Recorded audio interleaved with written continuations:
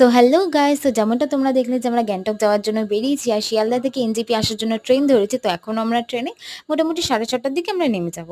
কিন্তু আমাদের ট্রেন 6:30টার আগেই আমাদেরকে স্টেশনে পৌঁছে দিয়েছিল। তো আমরা এখানে লাগেজ নিয়ে রেডি হয়ে গেছি, কারণ এনজেপি থেকে গ্যাংটকের রাস্তা 4.5 ঘন্টা। তো তার জন্য একটা গাড়ি বুক করা হয়েছিল আর আমরা সেটা ওয়েট করছিলাম। তো মোটামুটি গাড়ি আর ঢোকার পর আমরাও গাড়িতে উঠে গেছি। কিন্তু গাড়িতে উঠে মোটামুটি আধা ঘন্টা পর থেকে আমার শরীরটা এত খারাপ করছিল, আমি নিজেও জানি যে কতবার আমি গাড়ি দাঁড় করিয়েছি আর আমি বমি করেছি। তো তার জন্য আমি আর তোমাদেরকে ভিডিও করে দেখাতে পারিনি রাস্তায়। তো ডিরেক্ট হোটেলে গিয়ে আমি ভিডিওটা করছি। তো গিয়ে একটু রেস্ট নিই আর আমি লাঞ্চে চলে এসেছিলাম। লাঞ্চে ছিল ভাত, বেগুনি, ডাল আর দই কাতলা আর মাছের মাথা দিয়ে ঘন্ট টাইপ কিছু একটা।